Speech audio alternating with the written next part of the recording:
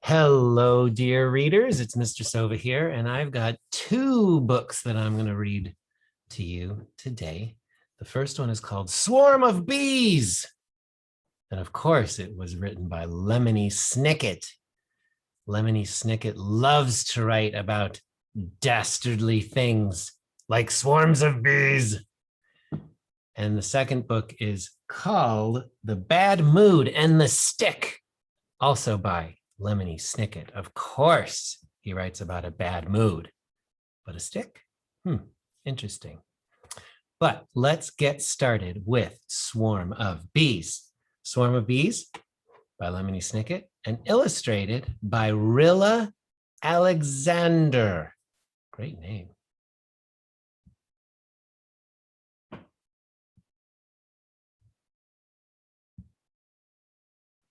Swarm of bees! Swarm of bees! Oh no, you are so angry. What will you do? Swarm of bees! Swarm of bees! Will you sting the sailor? No, he's been on a ship for 9 months and is hurrying to hug his mother. Swarm of bees! Swarm of bees! Will you sting the mother? What do you think? Do you think they'll sting the mother? I can't watch. No, she's about to tell the bricklayer all about her new hairdo. Oh, thank goodness. Swarm of bees! Swarm of bees! Will you sting the bricklayer? No, he's starting a new part of the wall. He's feeling very busy and very hungry. Swarm of bees! You're still feeling angry, but you can't sting anyone at the food truck. The chefs are chopping onions as quick as they can, and the customers are deciding what to drink with their lunches. You can't sting the cat. The cat is trying very carefully to hide in the grass. And cat, you can't pounce on the bird.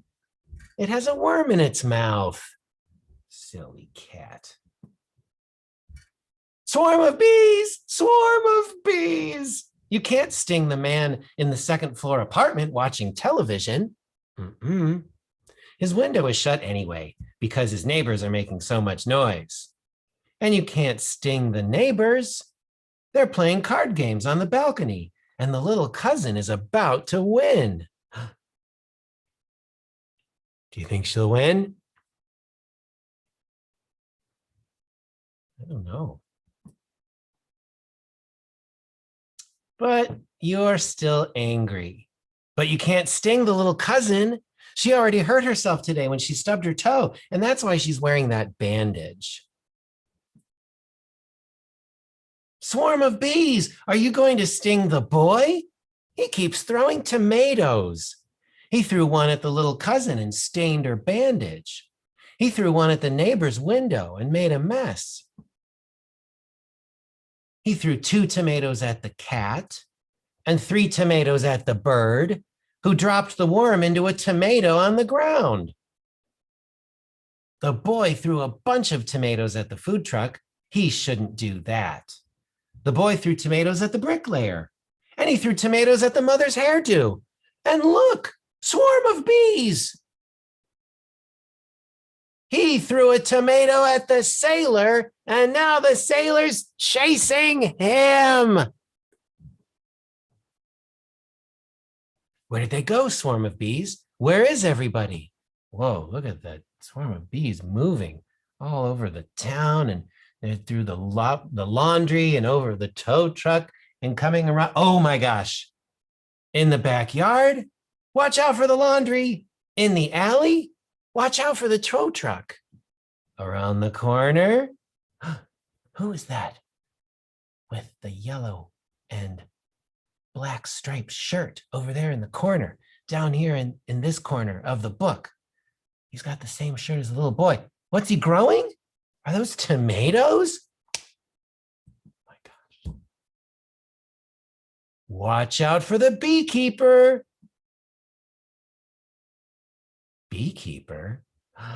Swarm of bees. Well, now you're in a sack. It's warm and cozy in there. You calmed down, and soon you'll be going home. It can feel good to be angry. Have you ever felt angry? Oh, I've never felt angry. Just kidding. And sometimes it does feel good to be angry. But it can feel better to stop. And now, whoa, that's a lot of pasta and tomato sauce. And now it's time to clean up all the tomatoes. That's what teachers and parents call natural consequences.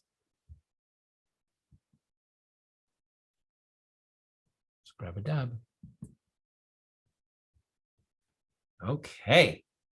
So that was the first book, Swarm of Bees. My goodness.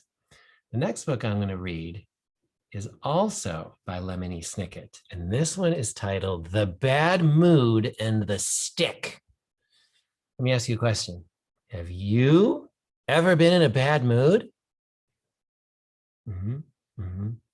No, I don't think I believe you. I think everyone who's ever been alive on the whole planet Earth has been in a bad mood before. It's okay. It's normal to get in bad moods. But did you know that bad moods can get passed from one person to another? It's true. I might be in a bad mood. And then my son Jackson might hang out with me and he might catch my bad mood like a cold. And then maybe I'm not in a bad mood anymore, but then he is. And then his mom and my wife, Lisa, she might hang out with Jackson and then she might catch the bad mood like a cold. So let's find out what happens in this book. Very curious about the stick. What do you think the stick is for? Oh, for pushing the bad mood away? Okay. Yeah. Okay. For poking the bad mood until it goes away. Well, let's find out.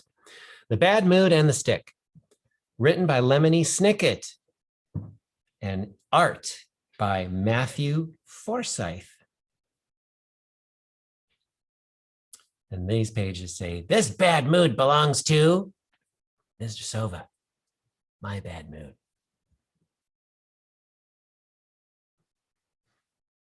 Once there was a stick and a bad mood. The stick was on the ground, and the bad mood was with a girl named Curly. Why do you think the girl's name was Curly?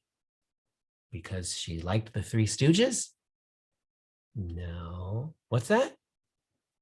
Oh, because of their hair. Oh, yeah. Curly hair. Got it. Curly had been with the bad mood for 2 hours since she had seen an ice cream store, but hadn't gotten any ice cream. The stick had been on the ground since last night when the tree dropped it.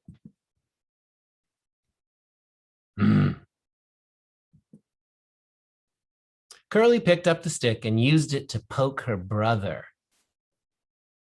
That's not nice, said her mother. Apologize to Napoleon and throw the stick in the bushes. Curly had really enjoyed poking her brother, Napoleon, so much that her bad mood was gone. Her mother was carrying it now. Humph, she said, which is a bad mood noise. The stick didn't say anything. Why do you think the mom was carrying the bad mood now? Why was the mom in a bad mood? Yeah? Oh, because Curly was poking her little brother. Maybe. Good idea. Even when a raccoon picked it up, the stick said nothing. Who knows what the raccoon wanted to do with the stick? But he ran out of the bushes and frightened an old man named Lou. Holy moly, said Lou, which is what he always said when something exciting happened. And his feet did a little dance. And he fell into a puddle. Sploosh. It's a puddle sound. Curly's mother couldn't help herself and started to laugh. Her bad mood was gone. Now Lou had it. The sound of all that laughter startled the raccoon, and he dropped the stick in the mud. Look at my pants, Lou said, which was his bad mood noise. They're a muddy, awful mess. The stick didn't answer. Lou went right to the dry cleaners. A lady named Mrs. Durham was head of the establishment with a pencil behind her ear. Oh, I'm going to do that too. There we go.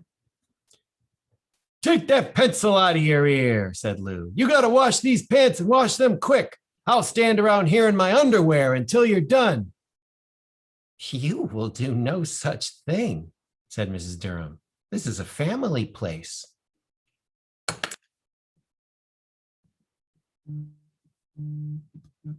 But Lou already had his pants off. Here you go, he said. They're a muddy, awful mess. Said Mrs. Durham, looking at the pants and looking at Lou. And you would think that the bad mood would have moved on to her. But it didn't.